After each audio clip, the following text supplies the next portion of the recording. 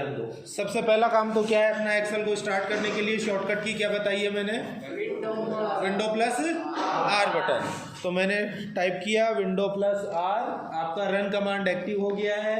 इसमें आपको क्या टाइप करना है, EXCEL एक्सेल टाइप करेंगे और ओके करेंगे। ओके करते ही एक्सेल प्रोग्राम आपका ओपन होके आ गया है। डेटा सीट आप लोगों ने बना ली है, ठीक है, डेटा सीट आप लोगों ने बना ली है।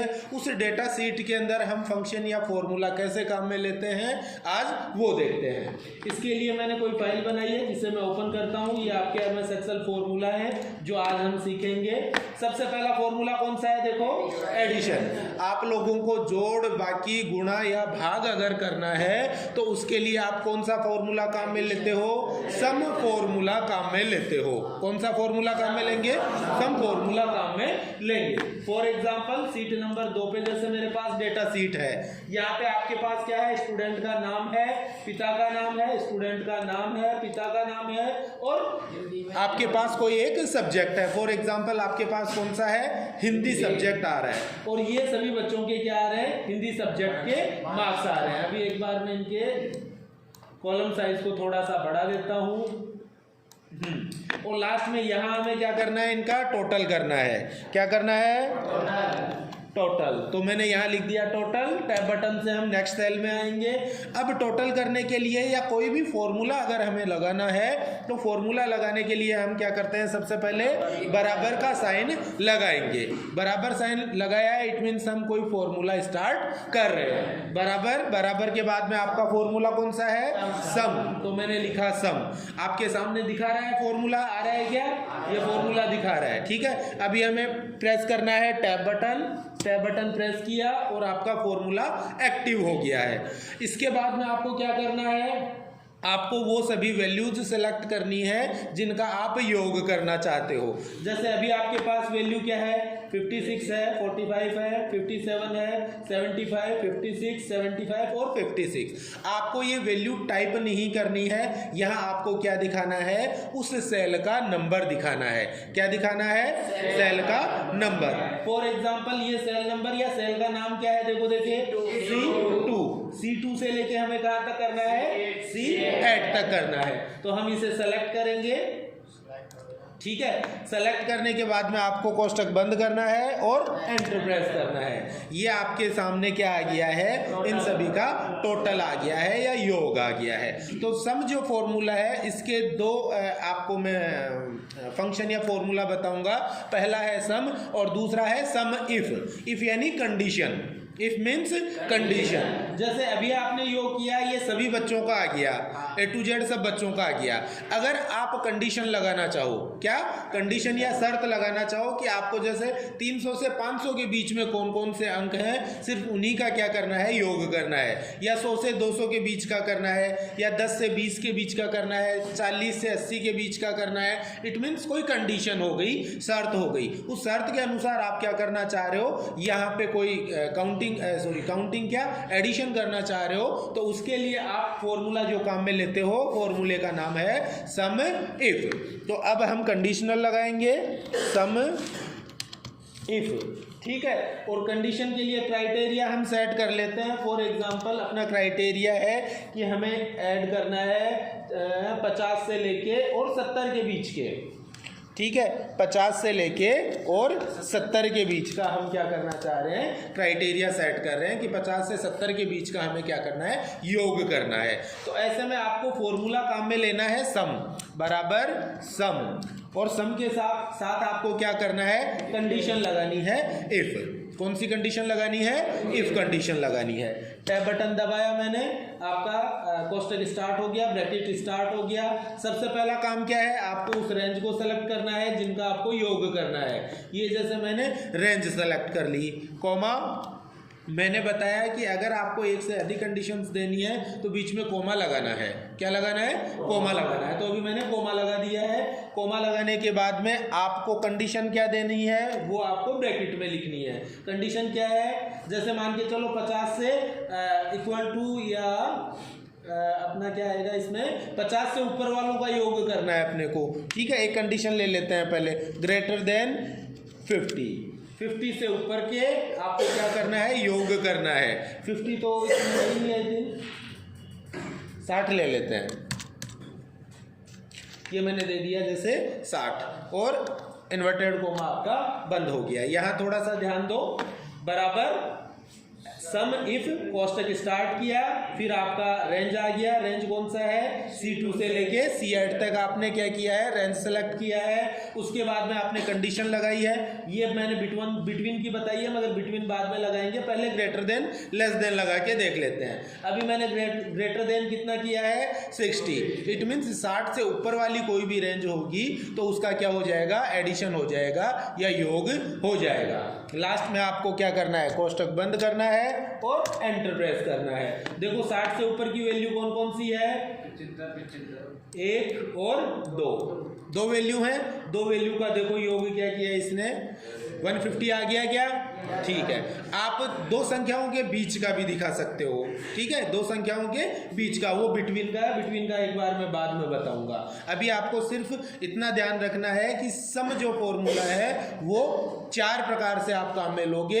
पहला जोड़ के लिए, बाकी के लिए, गुणा के लिए और भाग के लिए। और सम इफ में अंतर क्या है, सम में आप जो क्राइटेरिया दोगे या रेंज दोगे वो टोटल रेंज का रेंज जो आपने दी है उसका योग हो के आएगा। और सम इफ है उसके अंदर आप कोई क्राइटेरिया सेट करते हो, उस क्राइटेरिया का ही क्या होगा, योग होगा, ठीक है। सेकंड इसके बाद में फॉर्मूला आपका आ रहा है, मैंने कौन सा बताया, सब्सट्रैक्शन का। सब्सट्रैक्शन यानी घटाना। आपके पास मान के चलो कोई 2 संख्याएं हैं, यहाँ मैं साइड में जैसे कोई 2 संख्याएं लिख देता हूँ। आपने फर्स्ट वैल्यू दी है जैसे 50 और सेकंड वैल्यू आपने दी है मान के चलो 25। अब यहाँ आपको क्या करना है, सब्सट्रैक्शन करना है, SUBS, सब्सट्रैक्शन आप करना चाह रहे हो यानी घटाना चाह रहे हो। तो घटाने के लिए बराबर सम टैब बटन, उसके बाद में फर्स्ट वैल्यू है आपकी 50, इट मीन्स F3, उसके बाद में माइनस और सेकंड वैल्यू, ये मैंने सेकंड वैल्यू दी, कोष्टक बंद किया और एंटर प्रेस करेंगे। देखिए वैल्यू आ गई क्या, सही 25 आपके सामने आ गया है। तीसरा इसके बाद में है मल्टीप्लाई का, मल्टीप्लाई गुणा करना, ठीक है। मल्टीप्लिकेशन अपन करते हैं, सबसे पहले बराबर सम, कोष्टक चालू, फर्स्ट वैल्यू, गुणा का चिन्ह, सेकंड वैल्यू, कोष्टक बंद और एंटर प्रेस करेंगे। ये आपका मल्टीप्लाई होके आ गया है। फोर्थ हम करते हैं इसके बाद में डिवीजन, बराबर सम, टैब बटन दबा दो या ब्रैकेट स्टार्ट कर दो, फर्स्ट वैल्यू, ठीक है, फिर बटे का चिन्ह जिसे हम बोलते हैं स्लैश, उसके बाद में सेकंड वैल्यू, कोष्टक बंद करो और एंटर प्रेस करो। देखिए बिल्कुल सही वैल्यू आई है क्या, 50 में से 25 गए तो 2 बच गए। तो ये तो आपका जोड़ बाकी और गुणा भाग का फॉर्मूला हो गया। इसके बाद में नेक्स्ट फॉर्मूला आपका आता है इसके बाद में डिवीजन का। डिवीजन क्या काम में लेंगे, क्या बताया है, डिवीजन तो बता दिया ना मैंने अभी, ठीक है। नेक्स्ट इसके बाद में फॉर्मूला है आपका मिनिमम वैल्यू और मैक्सिमम वैल्यू के लिए। जैसे सीट नंबर 2 में आ गए, अभी हमें यहाँ पे क्या करना है, मिनिमम वैल्यू देखनी है और मैक्सिमम, ठीक है। मिनिमम वैल्यू जैसे कोई भी स्टूडेंट के सबसे कम किसके नंबर आए हैं वो हमें देखना है और सबसे ज़्यादा नंबर किसके आए हैं वो हमें देखना है। तो उसके लिए हमें फॉर्मूला काम में लेना है, मिनिमम वैल्यू के लिए MIN और मैक्सिमम वैल्यू के लिए MAX आपको काम में लेना है। सबसे पहले बराबर का चिन्ह MIN, minimum value, tab button मैंने प्रेस किया। अब आपको वो नंबर सेलेक्ट करने हैं या क्राइटेरिया सेलेक्ट करना है, रेंज सेलेक्ट करनी है जिनके बीच में आप मिनिमम वैल्यू देखना चाहते हो। कोष्टक बंद करो और एंटर प्रेस करो। देखो मिनिमम वैल्यू क्या है इसमें, 45 आ गई है। मैक्सिमम वैल्यू देखो कैसे देखेंगे, बराबर MAX, टैब बटन दबाएंगे, उसके बाद में अपना क्राइटेरिया सेलेक्ट करेंगे और उस कोष्टक को बंद करेंगे, एंटर प्रेस करो। देखिए मैक्सिमम वैल्यू क्या दिखा रहा है, 75 आप लोगों के सामने आ गई है। नेक्स्ट फॉर्मूला इसके बाद में है आपका काउंट फॉर्मूला। काउंट फॉर्मूला क्या काम में आएगा, आपके पास जितनी भी संख्याएं लिखी हुई हैं या फिर टेक्स्ट लिखा हुआ है या फिर कोई भी सेल में आपने वैल्यू दे रखी है तो उस वैल्यू वाली संख्याओं को क्या करेगा, वो काउंट करके आपको दिखा देगा। फॉर्मूला किस हिसाब से काम में लेंगे, आपके पास कोई सेल्स का क्राइटेरिया है और उस क्राइटेरिया के अंदर आप देखना चाह रहे हो कितनी वैल्यू लिखी हुई है, तो उनको काउंटिंग करने यानी गिनने के लिए आप काउंट फॉर्मूला को काम में लोगे। COUNT number of count number बराबर COUNT, टैब बटन दबाओ, उसके बाद में आपको वो एरिया सेलेक्ट करना है या रेंज सेलेक्ट करनी है, कोष्टक बंद करो और एंटर प्रेस करो। देखो कितनी वैल्यूज हैं, 11। काउंट करो, देखिए 1 2 3 4 5 6 7 8 9 10 और 11। देखो देखिए काउंट नंबर 11 आ गए क्या? आ गए ना। अब इसमें एक चीज मैं आपको और बताता हूं। कई बार आपके पास क्या है, कोई वैल्यू है, मान के चलो जैसे आप लोगों का प्रेजेंट एब्सेंट में लगाता हूं, प्रेजेंट और एब्सेंट लगाते हैं ना। जैसे आपके पास कोई 5 बच्चों के नाम है, ये ले लिए, मान लो 5 बच्चों के या 8 बच्चों के नाम है, इनको मैंने कॉपी किया और एक नई सीट लेके और इसमें मैं यहाँ पे पेस्ट कर रहा हूँ, ये मैंने पेस्ट कर दिया है, ठीक है। अब इनका डे प्रेजेंट हम निकाल रहे हैं, क्या निकाल रहे हैं? Day present. जैसे मान के चलो यहाँ मैंने लिख दिया आज का TODAYPRESENT, today present. Mohit Sharma जैसे प्रेजेंट है तो मैंने P दे दिया, ठीक है। नंशु सैनी एब्सेंट है, फिर अगला मोहित शर्मा प्रेजेंट है, नंशु प्रेजेंट है, मोहित शर्मा प्रेजेंट है, नंशु प्रेजेंट है और एक और लास्ट में मोहित शर्मा एब्सेंट है। ये आपके पास मान लो टोटल प्रेजेंट और एब्सेंट का रिकॉर्ड पड़ा है। तो नेक्स्ट में जो फॉर्मूला बता रहा हूँ वो फॉर्मूला है आपका काउंट इफ, और काउंट इफ में आप क्या करते हो, वही कंडीशन लगाते हो या शर्त लगा के क्या करते हो, एक क्राइटेरिया कि प्रेजेंट वाला या एब्सेंट वाला आपको जैसे काउंट करना है तो उसके लिए फॉर्मूला लगाओ आप काउंट इफ फॉर्मूला। कैसे लगाओगे? सबसे पहले वही बराबर का चिन्ह COUNTIF लगा दिया मैंने काउंट इफ, फिर टैब बटन अपने को प्रेस करना है, उसके बाद में आपको लेना है रेंज। तो रेंज आपकी यहां से यहां तक की ये मैंने रेंज ले ली है। रेंज लेने के बाद में कोमा और इन्वर्टेड कोमा में आप कौन सा क्राइटेरिया देखना चाह रहे हो, प्रेजेंट देखना चाह रहे हो या एब्सेंट देखना चाह रहे हो। फॉर एग्जांपल मुझे जैसे प्रेजेंट चेक करनी है तो मैंने लिख दिया P, इन्वर्टेड कोमा बंद किया, कोष्टक बंद किया और एंटर प्रेस किया। देखो प्रेजेंट कितने हैं? 5। अब अपन एब्सेंट देखते हैं। ये तो आ गए आपके प्रेजेंट नंबर और ये एब्सेंट नंबर हम और निकाल लेते हैं।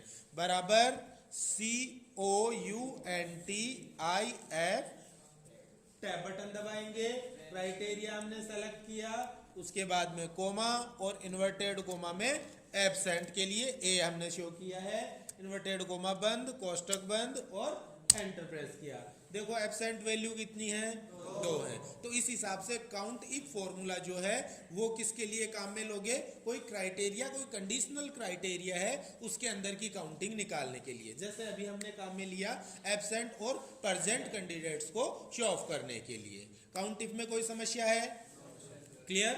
नेक्स्ट फॉर्मूला इसके बाद में आपका आता है एवरेज फॉर्मूला। एवरेज का मतलब है औसत ज्ञात करना। एवरेज मीन्स औसत ज्ञात करना। जैसे अभी हम सीट नंबर 2 पे आ जाते हैं, आपके पास यहाँ पे ये वैल्यू आ रही है, ये हिंदी के मार्क्स आ रहे हैं बच्चों के और इनका औसत मान आपको निकालना है। तो औसत मान कैसे निकालोगे? एवरेज हम निकालते हैं सबसे पहले बराबर का चिन्ह AVERAGE average, tab button press करेंगे, उसके बाद में आपको नंबर्स को लेना है जिन नंबर्स का आपको एवरेज या औसत मान निकालना है। लास्ट में कोष्टक बंद करेंगे और एंटर प्रेस करेंगे। देखो देखिए इनका औसत मान क्या दिखा रहा है? 59.85। ये इनका औसत मान है, यानी मैक्सिमम और मिनिमम को मिला के क्या कर दिया है, उनका भाग दे दिया। वैसे औसत निकालने के लिए हम क्या करते हैं, क्या सूत्र लगाते हैं औसत निकालने के लिए? हाँ, अकाउंट टोटल, काउंट नंबर, ठीक है ना। ठीक है, इनका सेलेक्टेड संख्याओं का योग बटे सेलेक्टेड संख्याओं की संख्या, यानी कि यहाँ अगर हम औसत निकालते तो सबसे पहले इनका योग करते सभी का, जो कि क्या आ रहा है? 419 आ रहा है ना, 419 बटे ये कितनी संख्या है इनके काउंट नंबर 1 2 3 4 5 6 और 7। तो हम जैसे औसत निकालते तो कैसे निकालते? 419, जैसे यहाँ निकालता हूं मैं, बराबर 419 बटे 7 और एंटर प्रेस करेंगे। देखो देखिए वही एरिया आपका आ रहा है क्या, जो औसत मान में आया है आपके सामने आ गया ना। तो औसत सीधा निकाला जाता है संख्याओं का योग बटे संख्याओं की संख्या, और उसके लिए सीधा आप फॉर्मूला कौन सा लगाओगे, बराबर एवरेज, और कोष्टक में आपका जो भी रेंज है उस रेंज को आप सेलेक्ट करोगे, कोष्टक बंद करके एंटर प्रेस करेंगे। क्लियर? ओके। नेक्स्ट इसके बाद में एक फॉर्मूला अपन और देखेंगे।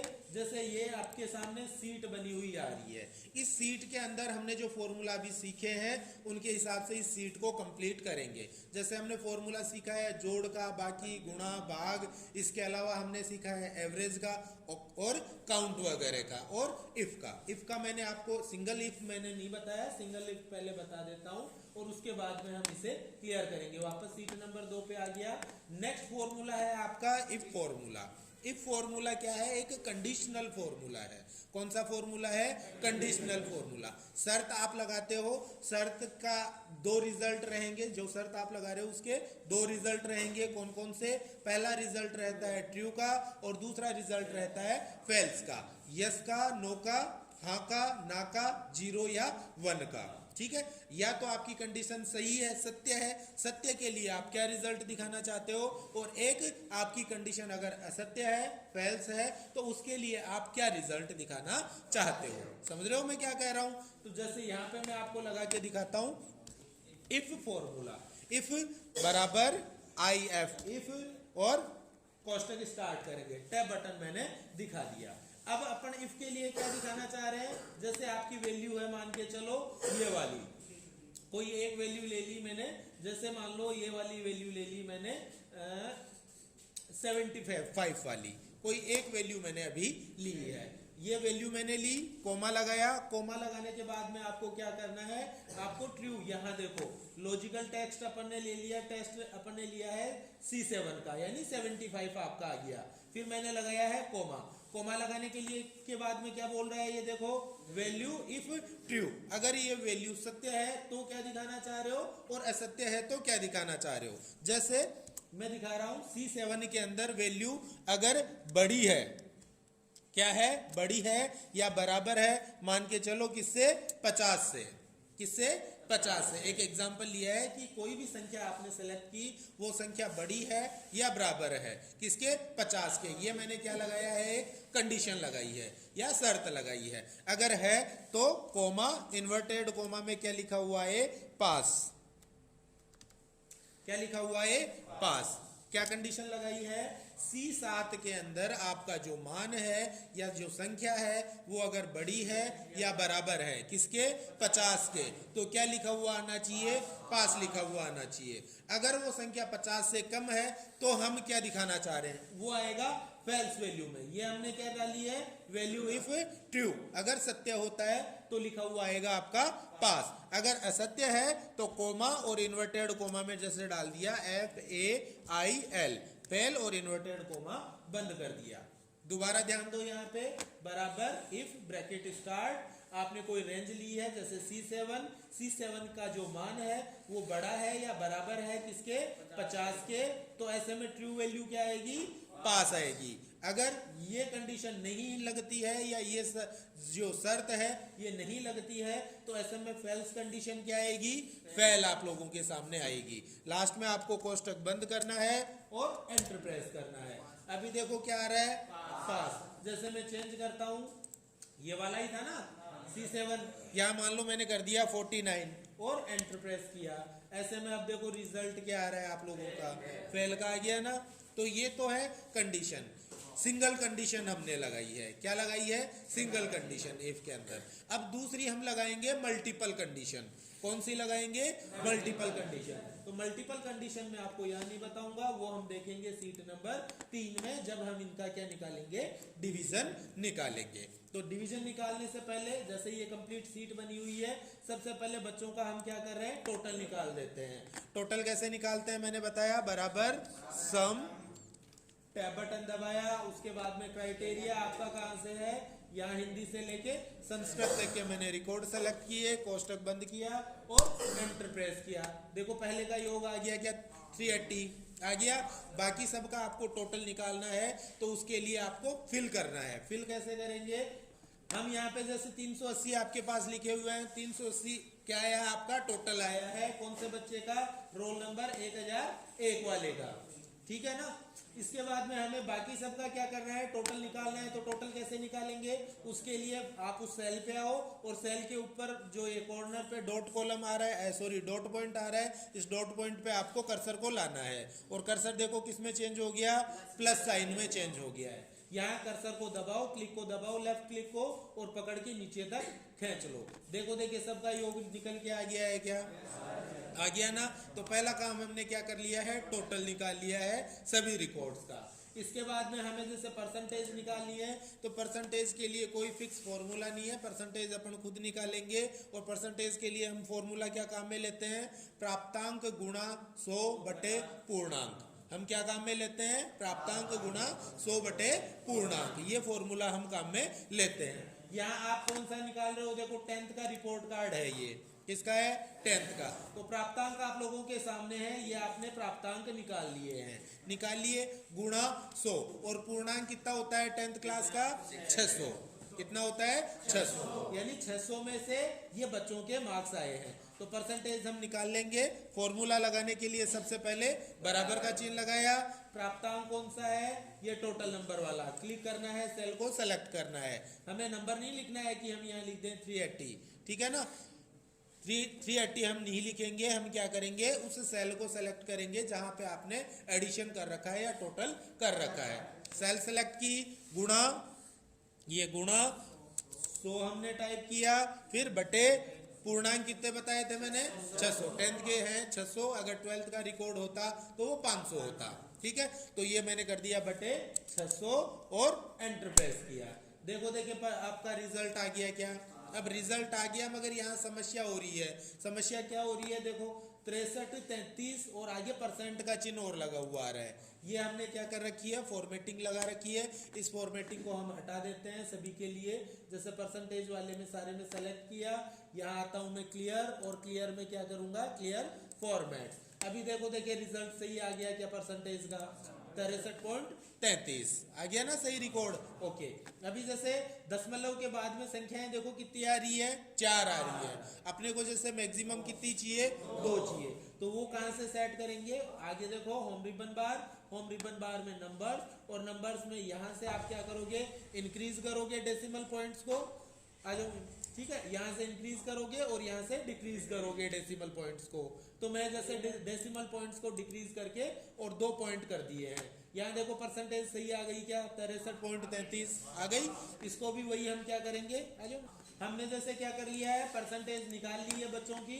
परसेंटेज को हमें सभी बच्चों की परसेंटेज निकालनी है, तो क्या करें, सेल पे आओ, सेल के डॉट पॉइंट पे आओ, कर्सर चेंज हो जाएगा प्लस साइन में, क्लिक करो, क्लिक को दबाओ और नीचे तक खींच लो। देखो सभी की परसेंटेज निकल के आ गई क्या, आ गई आप सबके सामने।